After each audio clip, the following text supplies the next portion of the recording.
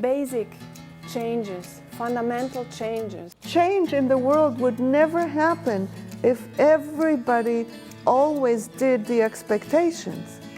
The change has to begin with ourselves. Change happens when some people are willing to do something that is different from the norms. We are transforming by and by. Each one of us, if you can do a little bit. I really want to do something which is sustainable.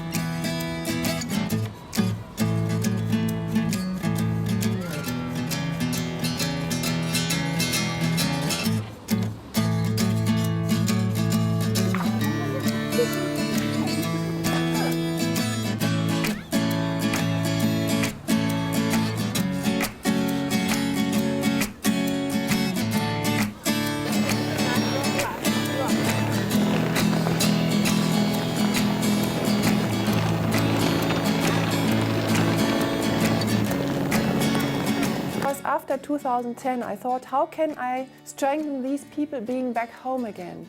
And so I thought, maybe if they bring 2 or 3 people from their surroundings, then coming back after this workshop, they can build a little exercising group. Because NVC, for me, was exercising, practicing all the time. Then you can have the chance to change the pattern which are in your body, in your mind, in your brain.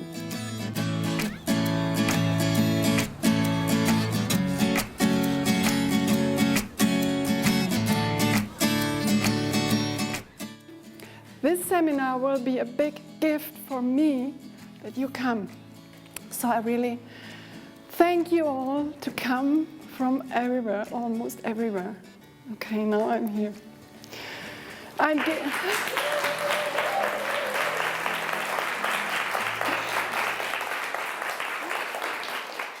And after 2010, I thought, how can I connect all these people? So I called the next workshop, First Call for Children, Networking. And I want to focus on children, because my heart is really beating for children.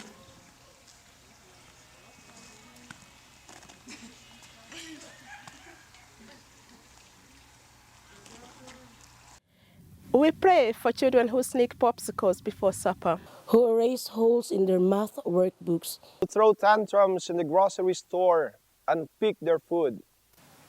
Who like ghost stories. Who can never find their shoes. I'm confident of it. Every child asks why. Every child wants to know why. This is an invitation for all of us to ask why again. A lot of us are carrying our own baggage. And to bring about any social change, that change has to begin with ourselves. How do you find your true path that aligns with the deepest values that are meaningful to you? To see love among people and the world. Changes, fundamental changes. The ability to have the choice to choose a better way of living and to make that better way happen. Social change belongs to everyone. A lot of the social change work that has happened so far in the world happened within the paradigm of win-lose. So if I don't like the government that you are having, then I'm going to fight with you and try to have my own government. And then you will be resentful of me, and maybe you or your children or your people in 50 years will rise up and kill my people, and it's a never-ending cycle. There is a picture walking around in NVC. There's a river and there is swimming a baby, and then I see the baby and I jump in and get the baby out. And there's another one coming and I jump in and get that baby out. And then there are 3 coming, and then I try to get them out, or I ask someone help me to get them out. And then there are lots of coming, and the question is then, when do I start to go to the children, to the people who throw them in. Part of my suffering, a big part of my suffering, is created by my thoughts about the other person and not by what the other person is doing. That if I change my thinking, if I see the other person differently, then my own suffering diminishes. We are programmed in a special way, in a hierarchical system, without NVC, in a powerful way, power over, power under. And to come out of this pattern, that takes a long way. But once the change comes, these people are going to improve in their lives.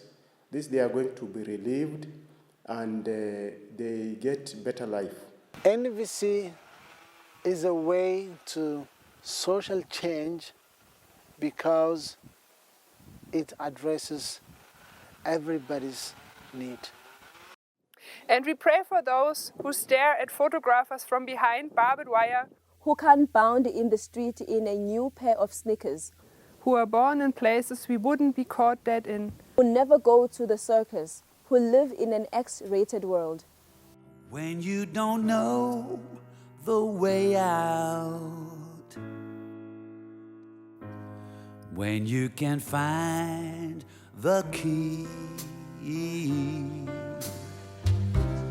when you are lost or lonely, you can still walk with me. When you're broken hearted, you're lonely, desperate or sad, in the silence calling for someone who you can hold on to. That's when I say so little. For me, social change is not giving people money. I'm quiet and slow. That's when I'm gently listening. I will follow. I learned a lot about the 4 steps of NVC. What is the observation? What do I feel in this situation? What is the need behind it? And then, what can I do? And this last step in the last time got very much affected in me. And I want to think about what really can I do to fulfill my need. And I have a need of sharing what I have and taking part at others people's life and supporting them. That's not my task in life to distribute food and whatever. That was charity back in the 19-somethings. But now I think we are more in the challenge of providing people who are facing challenge with skills to escape from these challenges or to deal with those challenges. I want to come into action and support other people who are not in a situation which I am in. For them, their world is a world without choice. I want to come into action and do a little project with them to serve themselves and that they can take care of their own lives and are not dependent anymore. And that's why I try to work together with Hans in little projects about microfinancing. This is for me the step of coming into doing, not always talking about that, but just starting to do something. As long as we were giving the women, like Manju said, a supplementary nutrition, it was like more of a parasitic relationship because they were just getting. But then the focus shifted on the needs of the women. Like Manju said, it's food security for them.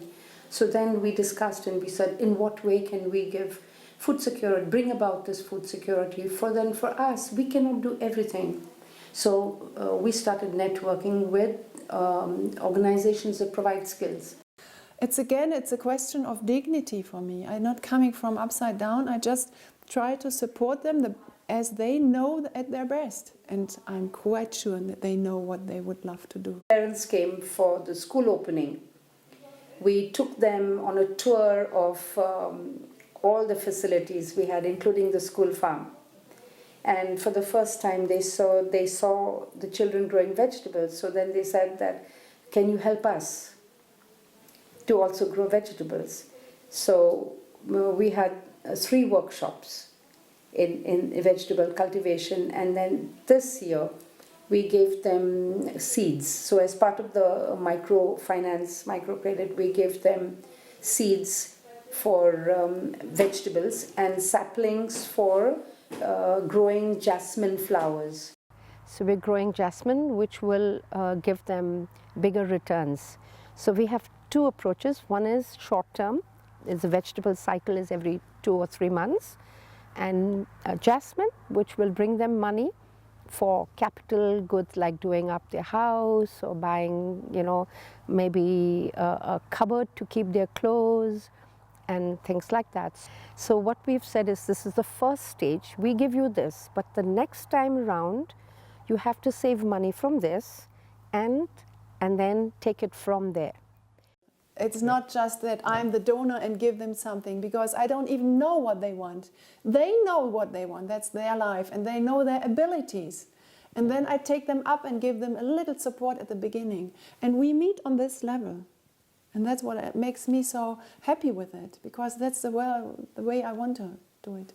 We can now form ourselves into self-help groups and grow vegetables, so that not only do we have food to eat, but also we have money coming into the, you know, the family kitty, and we don't have to migrate for work, because all the parents of all our children migrate to cities 8 months in a year, and they take the children with them.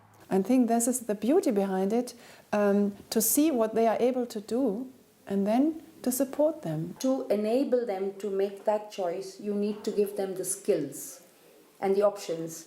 So once they have the skills, they're on their own.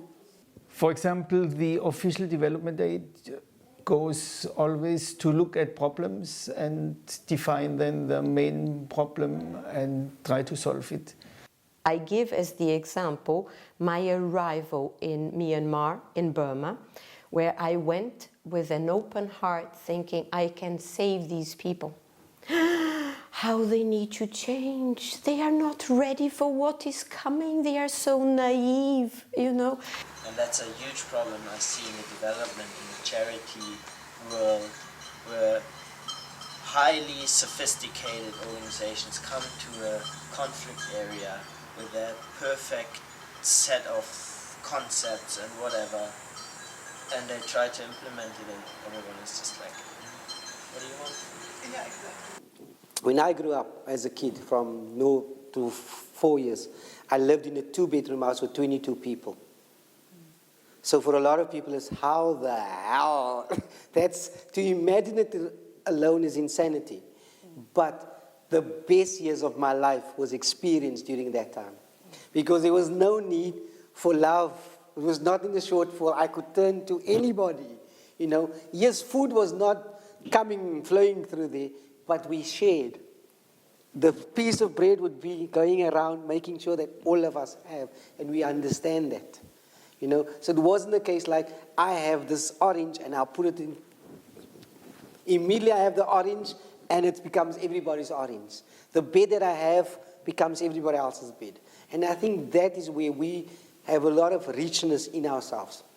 But it's other people's interpretation sometimes about suffering, and then they put that out there to us that you guys are suffering. When I got to Myanmar and I took this project in the monastery, as soon as I got there, I heard that they had this special school that is a fast track for selected students, that they can have better education. And they had no curriculum. They were doing what they could to give them a better education, but they lacked the whole system. And I have that background. I am a teacher. I have big graduation in education, so I could contribute. So I left the country and I searched for material and I went back in order to implement what I had. Not try to find problems which people quite often are not aware of and solve problems that don't exist for them. I went there so sure I could contribute with that I realized I was fighting my way with them. And I created a kind of a conflict with the fast track group because I took parts, and then of course I had my enemies, and then I decided to give up, and I said, if I cannot do it the way I think it should be done, I will leave you doing what you are doing and I will go and do something else. NVC will help you to look what is already done, what people can do well, what they like to do, and help them to do it better. And so when I went there, it was all about me. And okay, my heart is big enough, and I have always been in causes, I have always been in love, I have always been passionate with the things I do. But I was still in the center of it all. First of all, I try to change myself personally, my own life. And with this, I can try to change some surroundings with because I meet them in another energy. I meet them in another energy, and I have a chance to dialogue with them and not see them as enemies anymore. And then they are heard, they feel heard, and then we can contact. And with this, I can, in the long run, change something. What is fabulous about the nonviolent communication is the essence of it, that is catering for the needs. And then you don't go anywhere to do what you think you should be doing. You don't go there to do it yourself. You go there to find out what the needs are and how can you contribute for them to achieve the changes they want.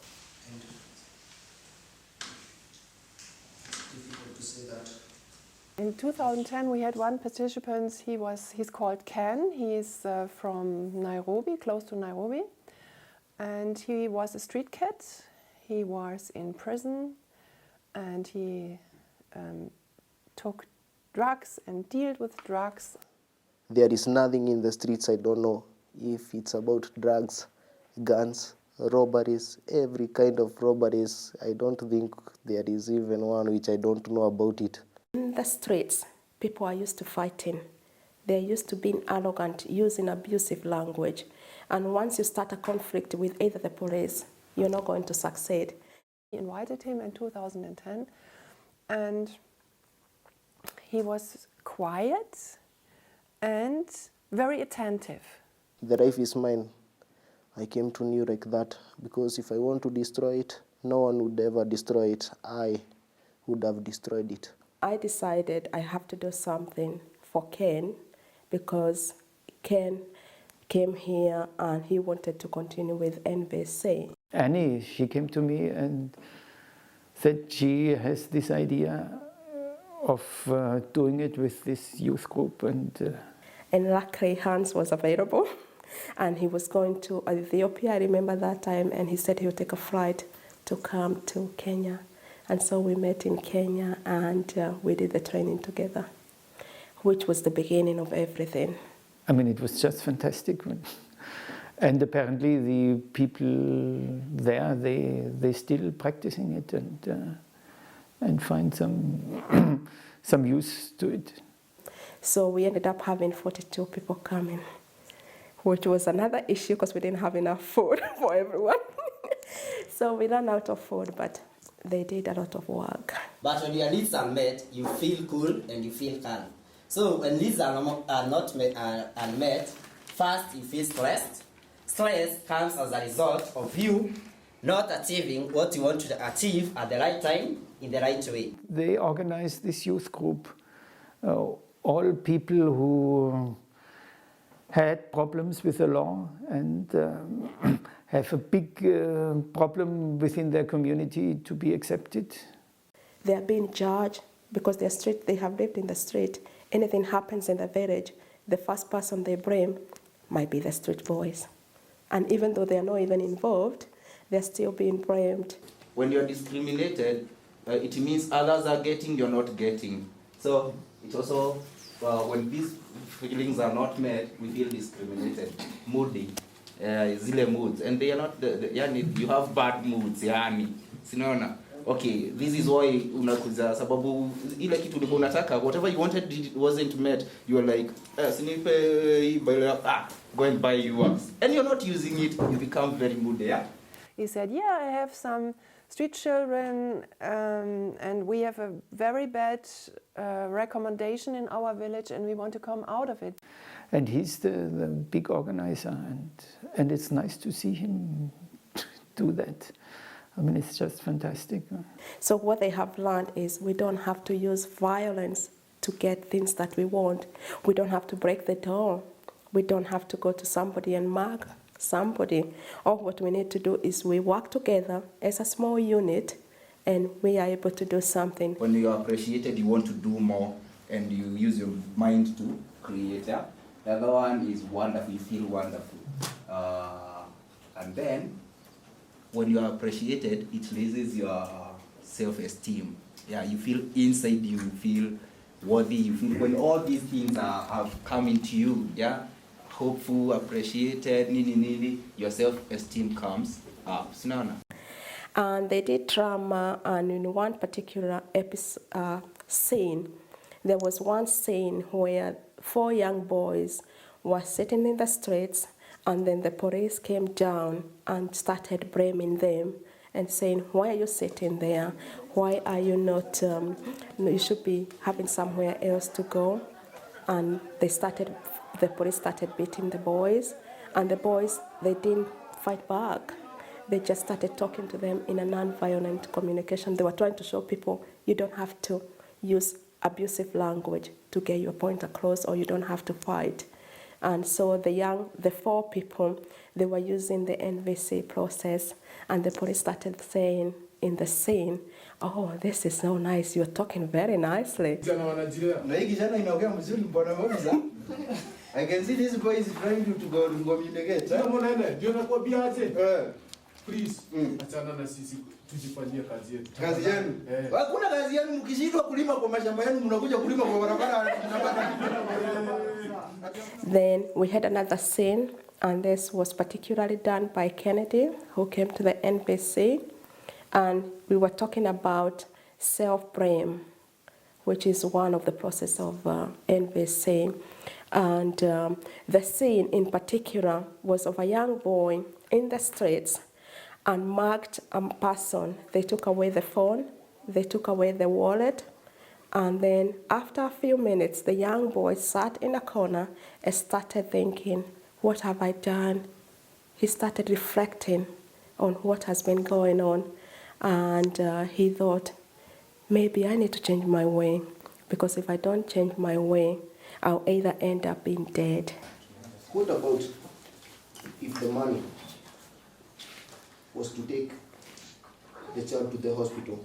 What about if the money was to be the supper for today, for the man and his family? Oh my God. And eventually the other young boys came, and he said, I don't know whether I'm going to take the purse, the wallet back to the man, because I don't want to be in trouble. But they said, we'll try to find a way to take the purse back. And they all agreed. And in one of the scenes, they're saying, we are going to practice NVC. It's the right way to go.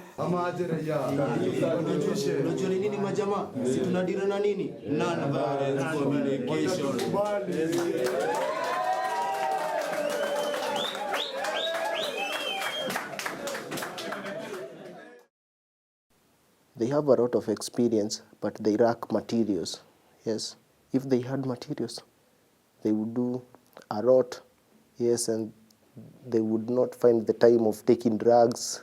going steering because they have what they want. And then they talk to us, they talk to me, they talk to Hans, and then we talk to Gita and ask her whether there's any other way she can help them. And then I thought, how about giving him a little microcredit? And he asked me if I can support him. He wants to buy a donkey to carry around a little wagon with water.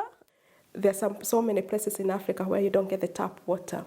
So they use that as a means of transporting those tanks, get the water from where they buy it from a tap and set it in the village. I told him I won't give it to him as a charity. I want to give it to him as a loan. I want really a business plan. We need a donkey, we need some wood. The wood costs so and so much. We need some tools to make the car behind the donkey. And then they started to make this business plan. It's in little shoes, but they started. And then I asked them, and in what time do you think you will earn so and so much money? And so they really made up their mind. Tank would cost like 40 shillings, but they'll sell it at 60 shillings. So even if it's not a lot of money they are making, it's still making them. They're still earning a bit of money anyway. And as they say, every little helps. So even if it's 20 shillings or 30 shillings, still make a lot of difference for those young people because they're not used to having that. Now they start their own business, and they came out of this being bad boys in this area. What I liked especially that they organize themselves together, and then not he tries to work and on his own, but get ahead together with the. And this is a really fantastic people. As I now told him, I believe in you, and you will make it. And I want it back, and I trust in you that you can give it back to me, that you are able to sustain yourself. I think there's much more dignity in it. I don't like charity gestures. Now, Ken, what he does now, he's the one who is around to go to people's property. Before they wouldn't allow him. Now he's the one who has fought for this group and showing people you can trust us. This is a kind of change I like, that the people get, again, self-confident and know I can do something. I don't have to accept what's here. I can change my life. I can take it in my own hand and can change it. In this context, I see that NVC could help all these people who try to change their societies to a more free and more participative society. That NVC could, as a basis, could give them more backing.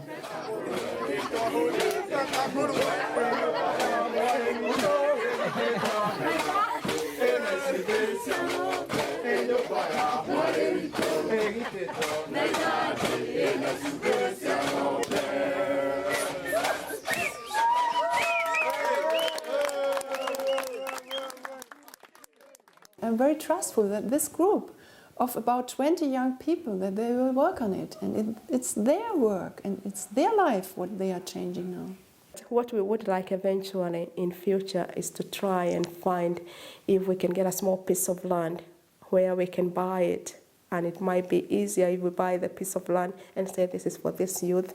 They can do whatever they want to because they can dig, they can put small houses, and some of them can find somewhere to sleep. Ken is a very good example for social change. And as I said, what I saw yesterday, I'm really very sure that you will succeed. And if I come in 1 year, it will be quite a difference. So I hope I'll be able to. So what is the motto for us? Are we going to do non-violent communication or violence? Non-violence. Okay? So from here on, I want you to multiply, as they said. I mean, in some places, people are so used to giving, to get donations, so that it takes some time to explain and to talk and to make people aware of that there's a difference now.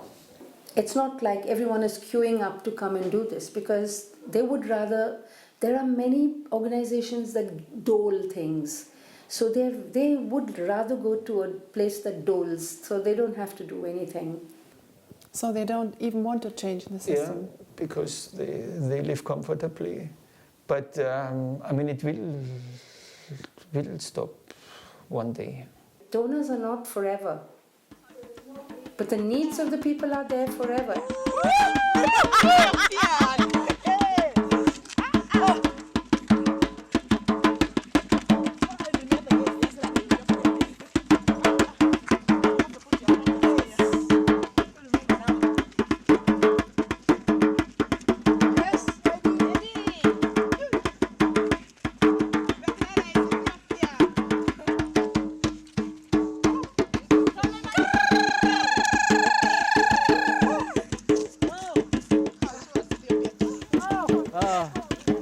Higher dancing, giant dancing, higher, higher.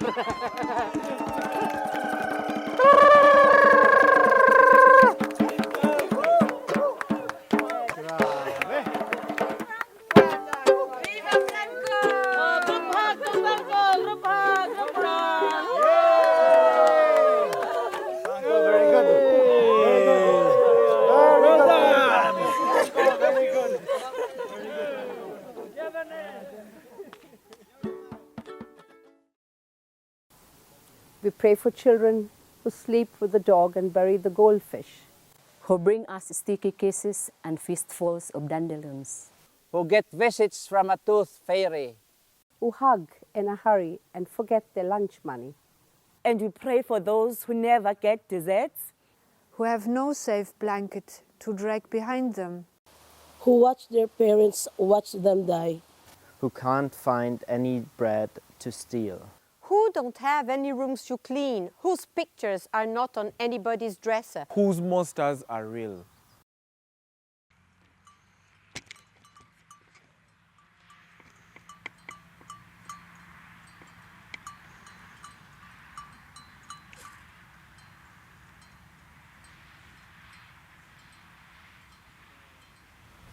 One wish of mine is to see the people in my country, especially the young street boys, to alleviate from their poverty and be integrated with the society. This is why I work with street children.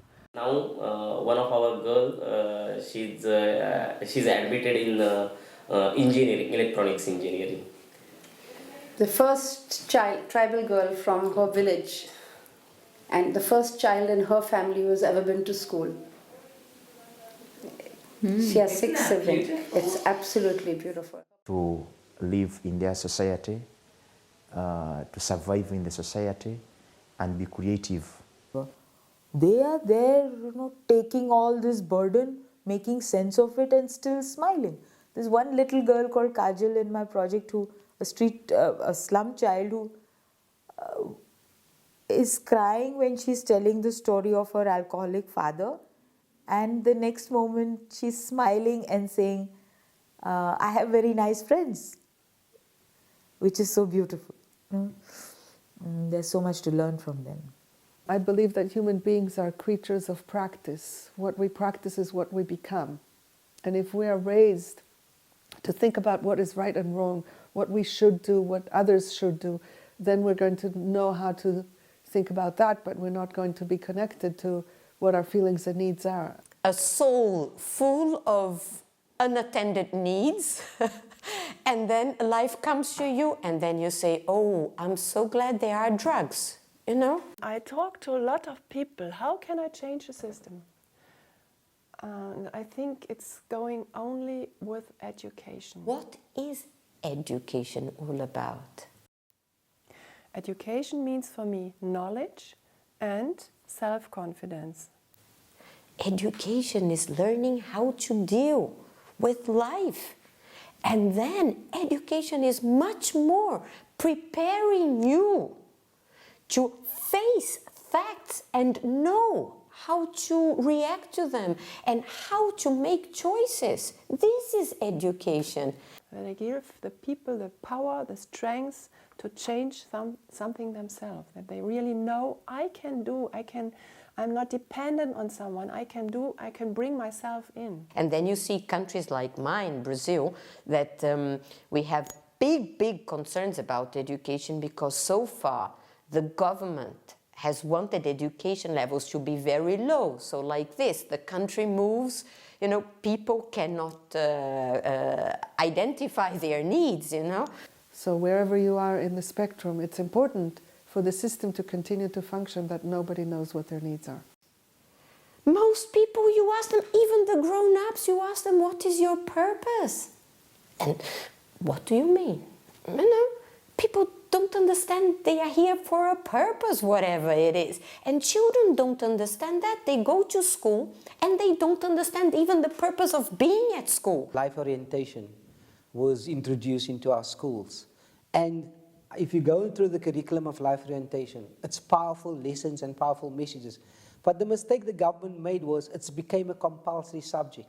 So anybody from grade 1 till grade 12 must pass the subject in order to move. And because of that, kids are not taking it serious, and the educators are not taking it serious, because what they also did was like, don't you want to teach this subject? No experience, no knowledge. Just do this, man. You know what? It's not something crazy. You'll just give them the paper. They will fill in the forms. There's no right and wrong answers. You mark it. And anybody that is introducing life orientations in school, the kids are anti because it's compulsory, and that was the problem. So the real essence of the life orientations curriculum is being lost. Have you not asked yourselves, why are we doing so much math if I won't use math in my life? You know, I'm sure I don't want to be a mathematician. You know, and you ask yourself these questions, and school is not really addressing what is it meant for. Then you have the psychology that came to fulfill the gaps. Because if you had proper education, psychology wouldn't have its place. Psychology is mending what education is not doing.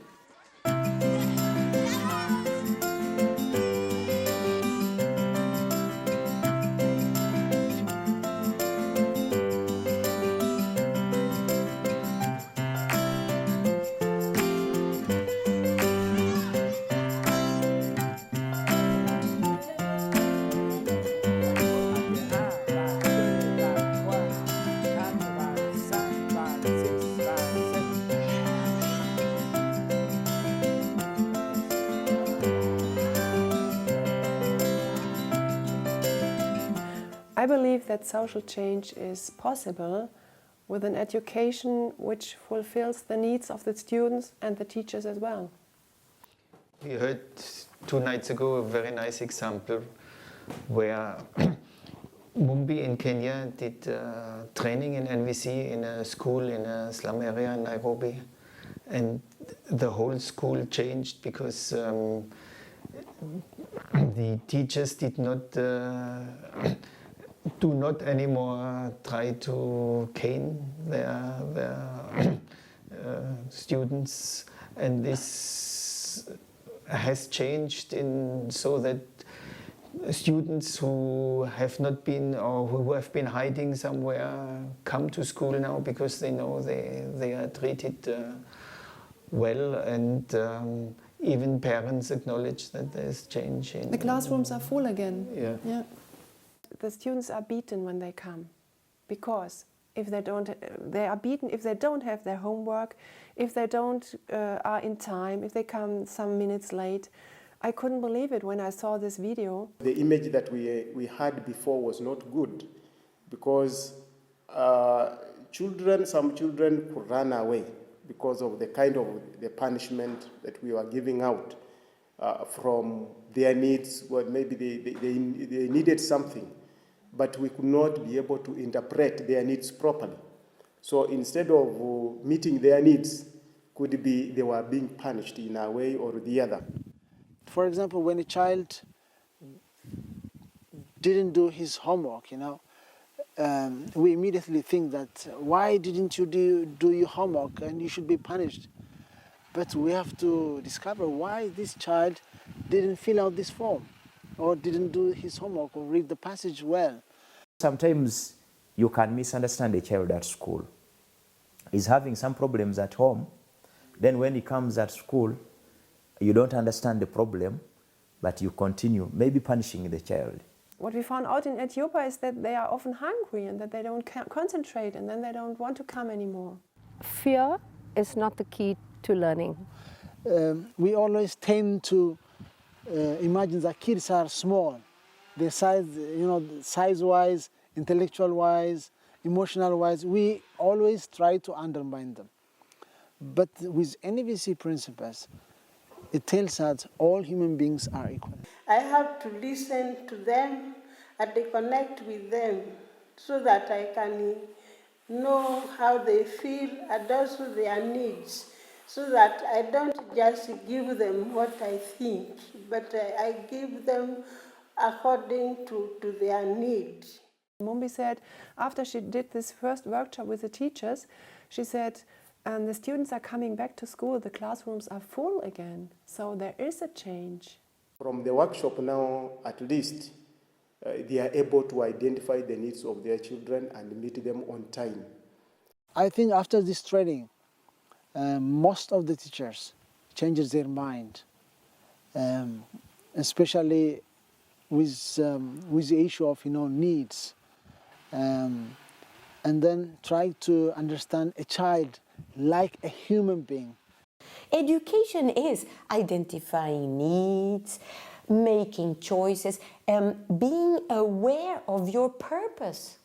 They begin to focus on what they really need, what they want, and begin to work towards it by talking to the elders, by talking among themselves first, talking to their elders, then if it's the teachers, to the teachers, school authorities, and even government officials.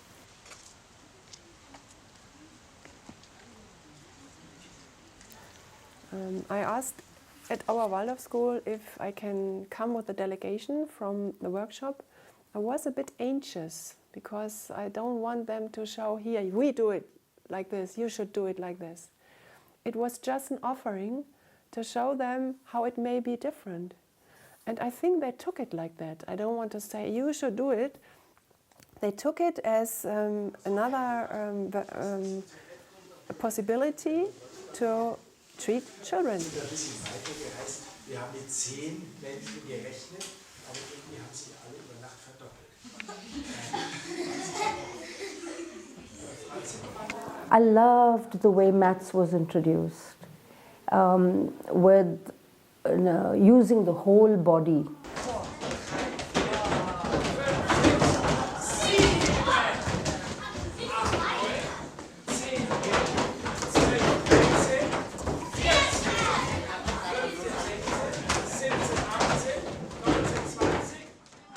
They play and they jump up the chairs with all numbers at 3 if they have math, and they with all numbers at 7 they jump on the table and then they go down, and it's just springing, jumping, having fun, and they can talk and they can even do some gym with this. It's a very different way of learning and is respectful because children want to move. To make children active, feel like children, and they still learn maths.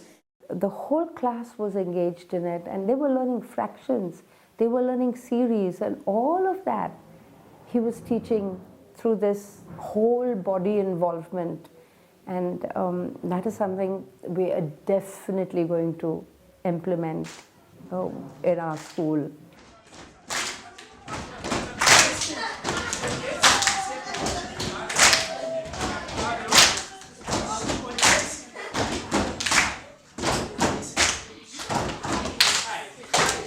Patricia told me she took back 18 observations to introduce it, to implement it in their school. Normally there's a table and the teacher stands behind the table, so that's an obstruction between a child and the teacher. But I noticed that the table was away and the teacher was moving freely among the children, and the children could come freely to the teacher. And the purpose of the table was only to have some educational aids on it. It didn't have any other purpose. So that was another very nice learning that we're taking back. Bien. J'ai encore quelque chose dans ma poche. Qu'est-ce que c'est? L'hippopotame. C'est l'hippopotame. Qu'est-ce que c'est? Le corbeau.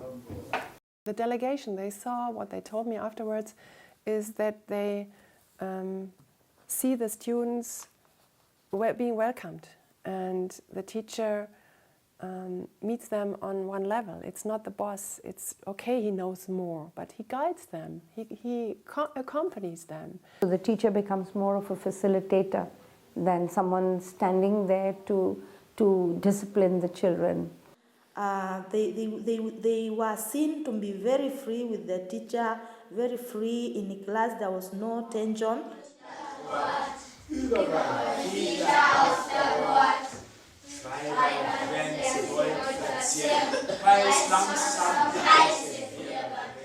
The biggest learning that I'm taking back with me is that the teacher stays with the class until I think grade 8 in this school. There's a totally different ability to build up trust with the teacher.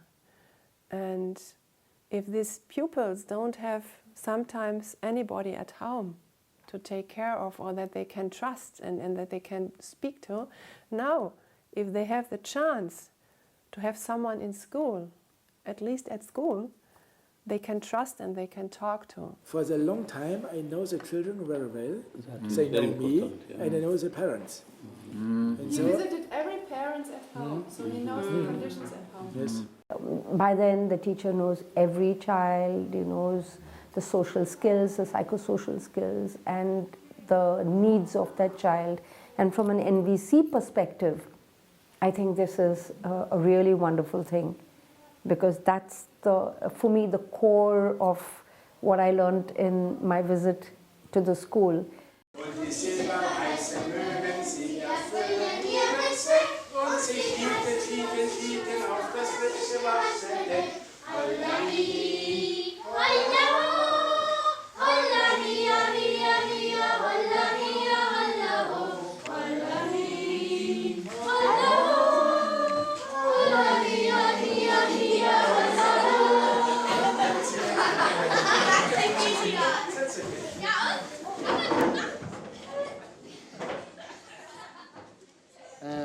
You know, if we try to make a conversation and feel the emotion, if we observe the child clearly, we can communicate them in a very peaceful manner.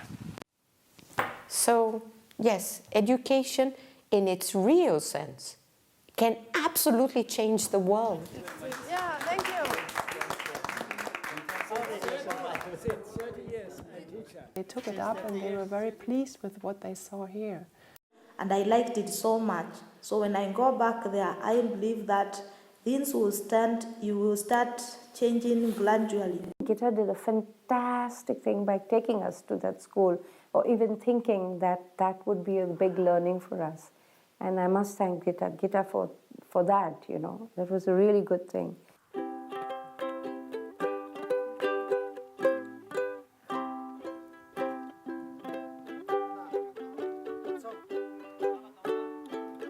Nalipadyon ng takna sa pagsubang sa bulan, sa sidlakan na rangadyong suwawa. Walay imik ang lagong, sa sugong misugdong balik.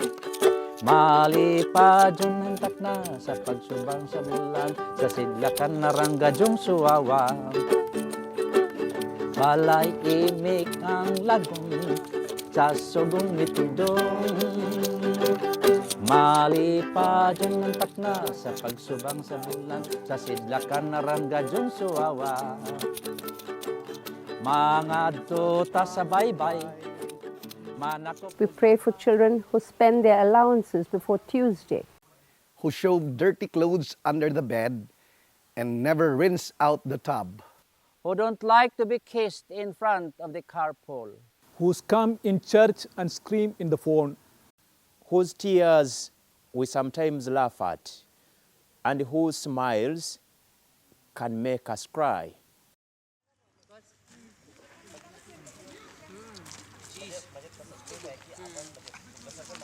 I love that.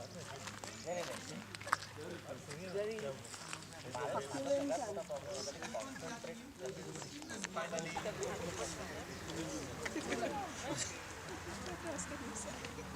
One word. Roy? No language. I say no. Verbindung.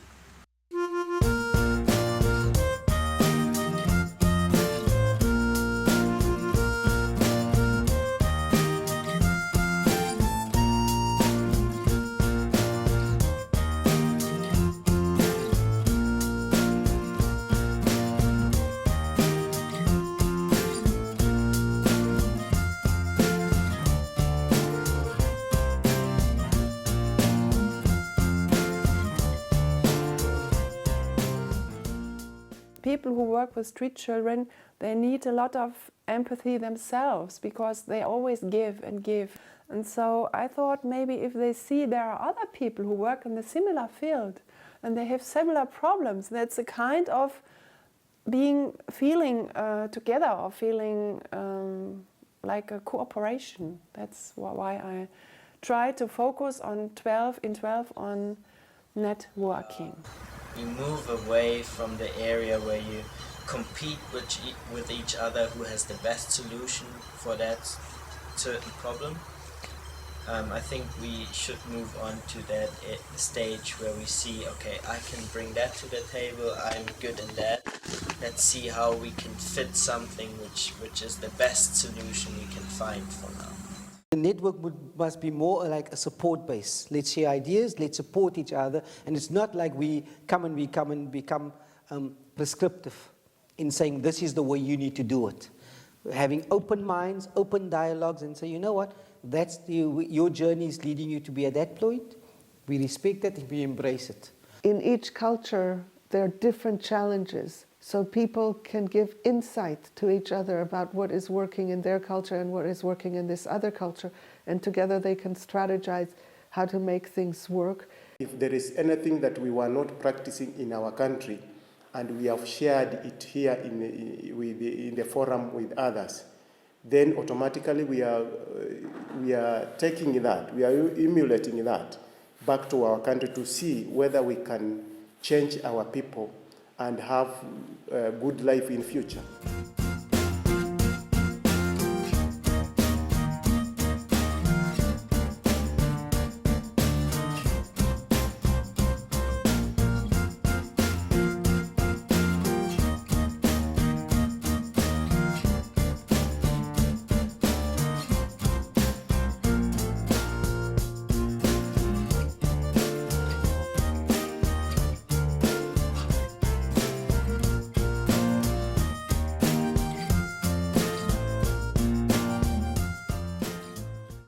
Networking is important because we get kind of to borrow ideas. We borrow ideas from one another. We get to get together. The reason why I asked some people from the old seminar in 2010 to come again in 2012 with their companions is that they feel a little bit more congregated and connected to each other, and that they can support and strengthen themselves. They have a common denominator, which is the focus on children. So they can offer cross-cultural support to each other about their shared vision, and then they feel less alone in the world.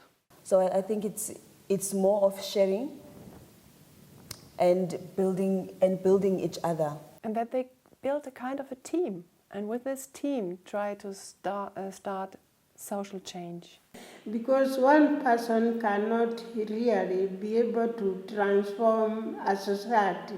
We need to be a big mass. So, right from this seminar, I know I'm going back pregnant with ideas of NVC, which I will actually try to implement implement in the school, inculcating them into the staff, teaching staff, and then to the students, and not only in my school, but I know in the whole sub-county and the district.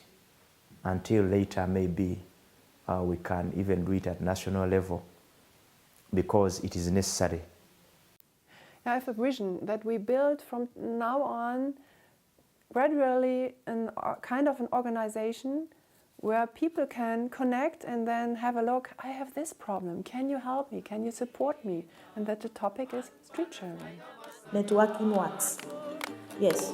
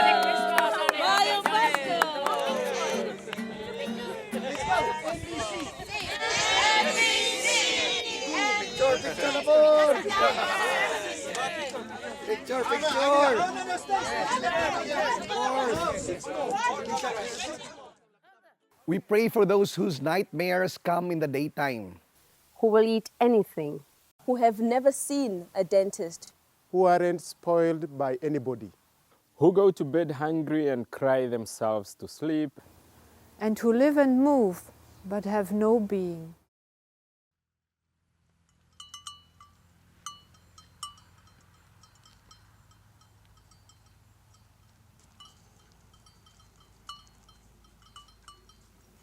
Even when I talk with my wife about non-violent communication, how we should run or administer our home, she used to tell me that it won't be possible. She might thought that this would be only meant for Europeans, for the other nations. I remember a lot of workshops when the participants come and say, yeah, it sounds very easy as you do it here, but in our everyday's life, in our situation, it won't work. If I take NVC and wanted to implement it in Somalian culture, I have to understand how the Somali are behaving and how they express even their feelings. Some cultures, express their feelings, their sorrow, maybe with their tears. In some cultures may not be like this. In my case, and from the culture where I am in, we are trained not to express the feelings, not to express the needs, so it's being suppressed. Like I said earlier, our culture keeps talking about, common goals and these community needs as against family needs as against your own personal. They say, what is so personal? It's all about us. It's about, the group, which is nice in a sense. It's good because we learn the sharing and the caring and all that. However, you burn out. I think what happens with collective needs is the individual is forgotten. And a lot of people have this issue of, but these are societal principles and there is my need, which is maybe in conflict. Will I be called selfish? Will I be called self-centered if I go for my needs? Now, these are questions maybe a Hindu would ask. And I think that needs some work. And I think as we evolve in understanding NVC also better, I'm sure we can find a way to help people from different religions also understand NVC better, and practice. With the Jewish, the same thing will happen.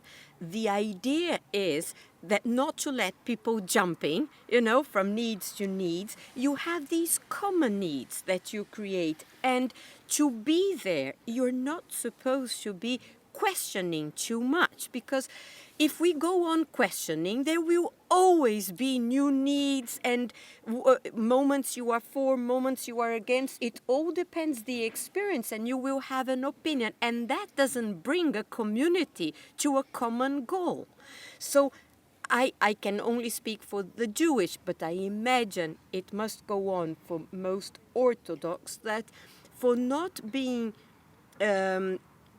incentived and not having this opening to search outside, you end up adopting the common needs as your own individual needs. And when other needs come, it's like they don't touch you very Matter much. so much, yeah. I think that making this division between common needs, general needs of everybody, and my needs makes it actually a little bit more complicated. My needs are also Cornerstone's needs, and are also your needs. They're just up and bubbling at a different time. And when I'm in that, it's that knowledge that makes it easy for me to connect with them. I completely agree with the idea that needs are universal, and of course, feelings could be, varied from culture to culture, from country to country. But seeing and identifying how we can recontextualize or how we redefine NVC in my culture is always a question for me. But based on my experience, I would say that in every culture, there are certain aspects of NVC that would be easier and certain aspects of NVC that would be harder for people to learn. Now, when I look at the culture, I'm coming from Uganda. Africa, yeah. There are some tribes which are non-violent, especially when you listen to their communication. They try as much as possible to sound calm and to sound good to others. That is when you come to the central Buganda. And when you extend to the Near East. But when you go further in the north and the northeast, violence is acceptable. Even when you want to marry, you have to use violence. Really? If actually you don't employ violence, then you're a weak man. You have to grab a woman by force, and if she defeats you, of course you have to leave. And if you don't come up with a voice that is violent, and you cannot be properly accepted as a husband, as a true husband. You may have read stories of honor killing, and all of that in India because of the system. It's not only caste, it goes even deeper than that. In India, we have what is known as gotras. That means you belong to a certain family and a lineage.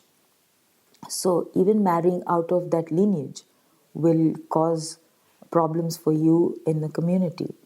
And that's when the parents or even the community members, the elders, for example, the panchayat, meaning 5 important people in the village who are heads of the village, they will decide that you either don't marry or one of you is going to be bumped off, or both of you are going to be bumped off. And it's accepted. I think one has to be culturally intelligent to implement NVC.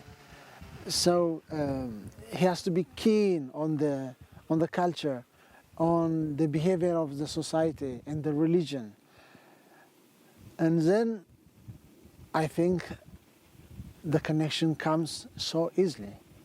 The culture being more of an impact than the religion. Because even Muslims in the Philippines Yes. might be completely different. The interpretation they give to the Muslims. basic principles of the religion as they give in Africa, Yeah. or they give it in, I don't know, in another, in the Middle East, for example. So it's interesting that we cannot discuss religion without discussing culture. Surely. Yes, culture. Yes, there is a lot of sensitivity and humility that is required. So when I come to a culture that I don't know, I say it. I say, I don't know if this is going to work in your culture or what will work and what will not work. We're doing an experiment together. Yeah, that's why when we conduct seminars, we usually level up first with the participants, not only in terms of the dialect, but in terms of their culture, their way of life, because that is something that very important for them. If you somehow triggered something that is in line with their culture or the way of life, it can create conflict without knowing it. And it will close themselves for the seminar. That is very important, especially for example, Muslims. Muslim is only the term used for the person embracing Islam. But Muslims have different tribes. So you cannot generalize Muslims in one aspect. You have also to know the tribe where they belong. So you will know also the culture within the tribe, because every culture is unique. Aside from the Islamic culture, we have this subculture, the Maranao culture, wherein in that Maranao culture, we have this so-called rido. A rido is a family feud. Probably it is also found in other culture. This is a very violent situation wherein if I kill you, your relatives, your sons or daughters will also find me and kill me, and so on and so forth. And all the relatives identified with you will also be involved in that so-called family feud.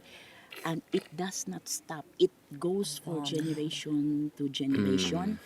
And even Muslim religious leaders in my place would try to convene both families despite injecting, for example, the teachings in Islam, especially on non-violence.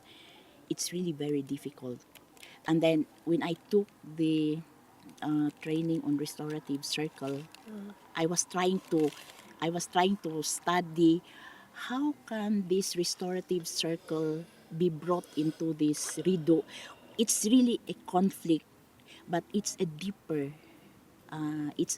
kind of conflict. And there was one situation where it's only for myself, and I was trying to analyze if only these people could sit down and then connect with the needs, with the feelings, because I know it's in the needs and the feelings, but then it's very difficult for me as a Muslim woman, because in a Maranao culture, it has to be the man who's going to be involved in situations like this. Like it's the men in prayer, even in prayer, it has to be the man to lead the prayer. We are only allowed to lead an invocation in the absence of men. So this is what is in Islam. In our culture, there's a sort of a dual belief about women. On the one hand, she's revered as a mother, and she's considered as this goddess who's so powerful and all-giving and nurturing. And on the other hand, she's also feared for her sexuality and her ability to disrupt. This I think, an insecurity or a fear amongst the communities. I think men especially. So women have to balance these two beliefs within themselves and work a lot harder to prove themselves. In the process, you burn out and you forget your own requirements, needs, and that's why I think NVC becomes It's a good tool for women to reconnect with themselves. People do create harm to each other. That it's not all just misunderstanding. There is real harm done. And even the people that do major harm still are human, still have human needs that are equal to our own. Their strategies are very problematic for us, but their needs are equal to our own. And if we can connect with that, then there is some hope of creating something that those people can get their needs met without doing harm. But from the moment you experience nonviolent communication in its basic principles, that is, what are the other person's needs, whatever they are and how different they are from yours, you can connect with needs that are common needs and mean something to the person. If you were to go with an understanding that I want to change this person's life, then all of these problems happen. Then you see that person as a woman. I may be a man, so I can't relate.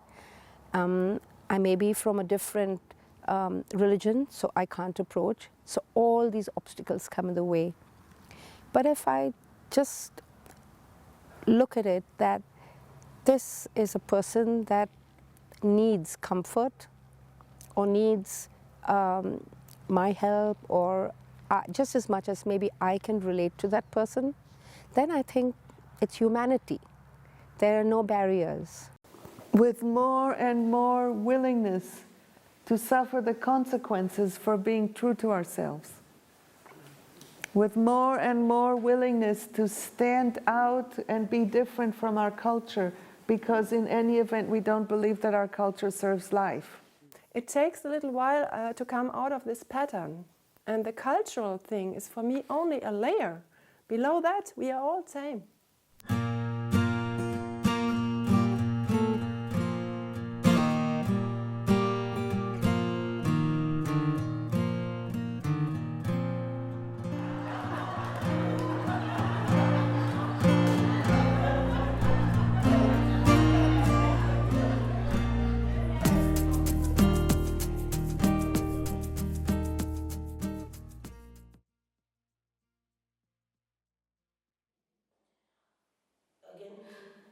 You hurt me. Yes, because you're bad. You're bad. You're not lovable. Of course I want to hurt you.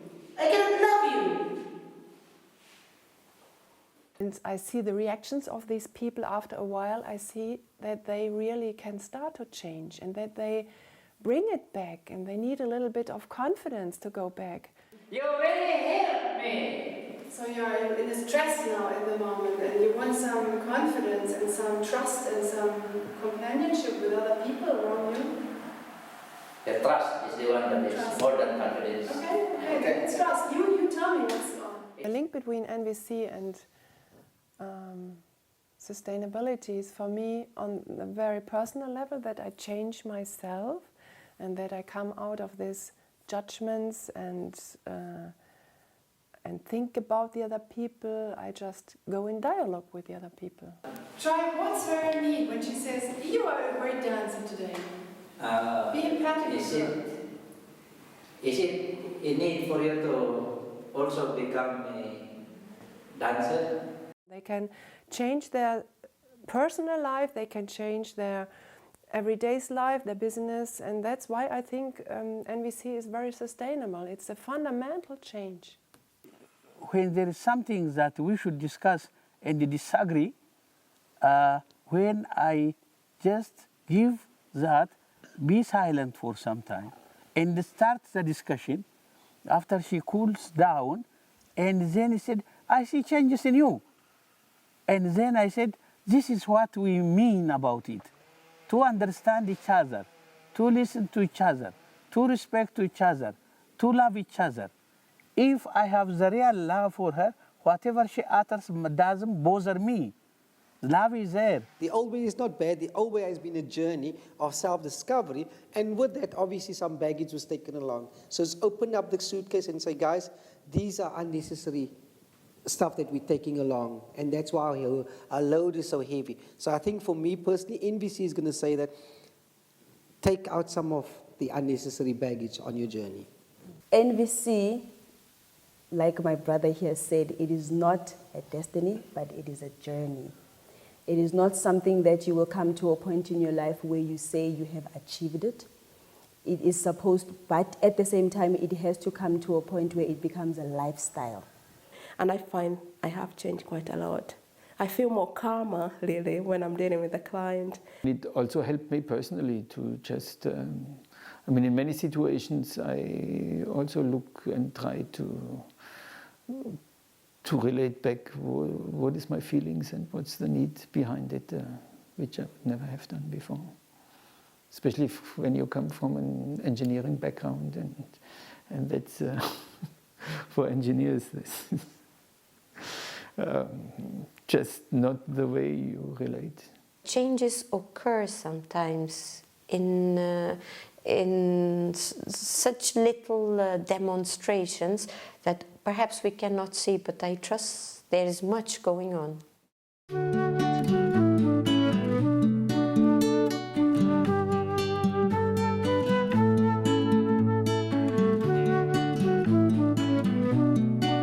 Instead of winning war, this time we are working on how to win peace. I believe that it's going to give me peace in my mind, in my soul, in my mind.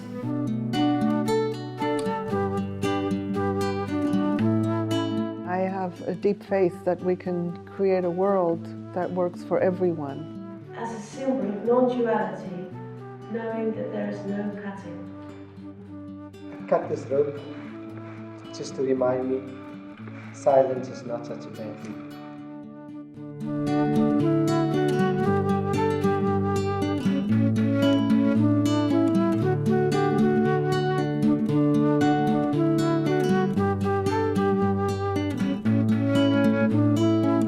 Communicate with myself and discover some of the things about myself. Yes. Whatever is here comes out automatically. If I have peace, I will give out peace.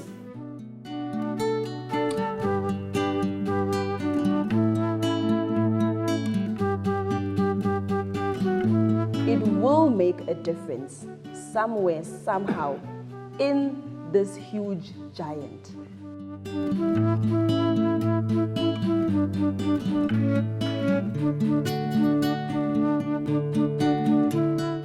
When the children are practicing it, it goes home, and then it goes to their families.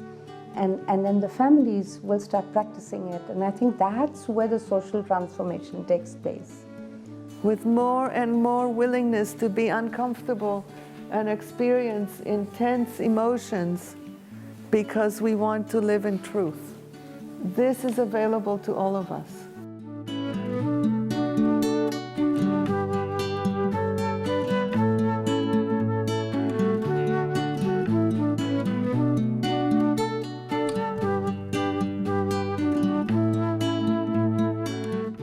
And of course, we have to go.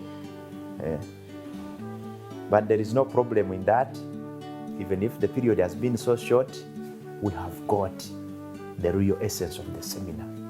And we have got the principles and ideas of NVC. And the people here have been so hospitable. We have liked it. Spreading the knowledge of NVC everywhere so that the world be in a peace and love. So thank you very much for that. I cut this rope and I bring this home and will always remind me that you are in this rope. We pray for the children who want to be carried and for those who must. For those who never give up on and for those who don't get a second chance.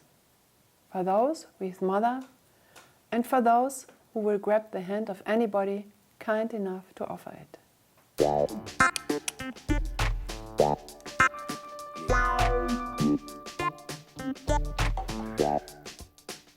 Are you feeling relaxed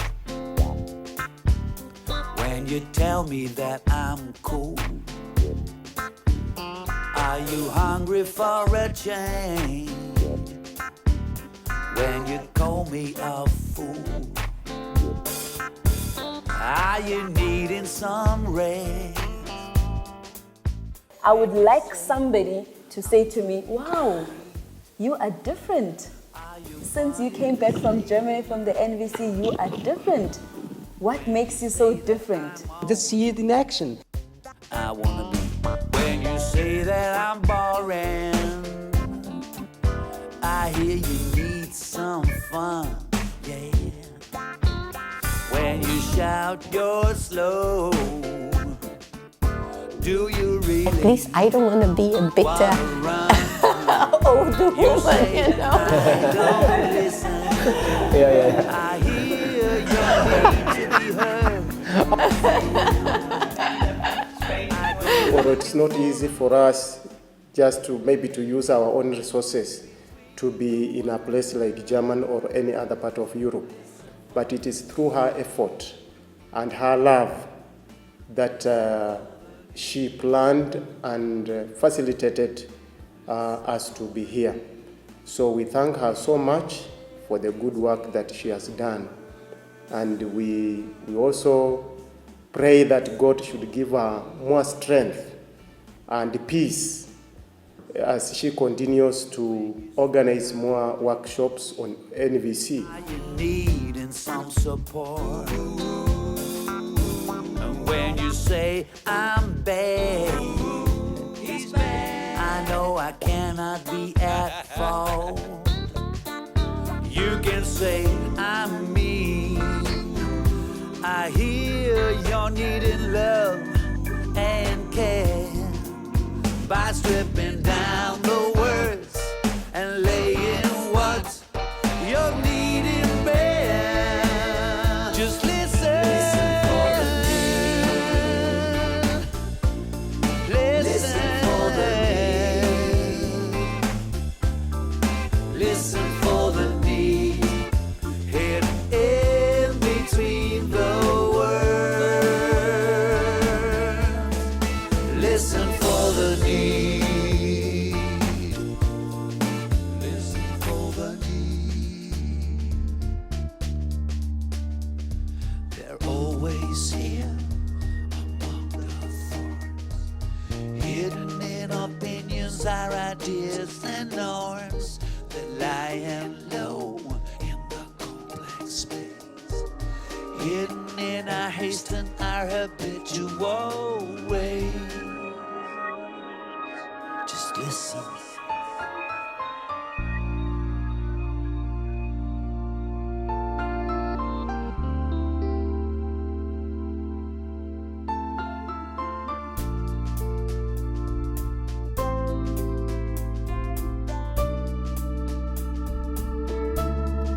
Listen for the needs. Listen for the needs. Oh, let's strip down the words and lay what we are needing bare. Listen for the needs. Listen for the needs. Listen for the needs. Hidden in between the words. Just listen for the needs. Listen.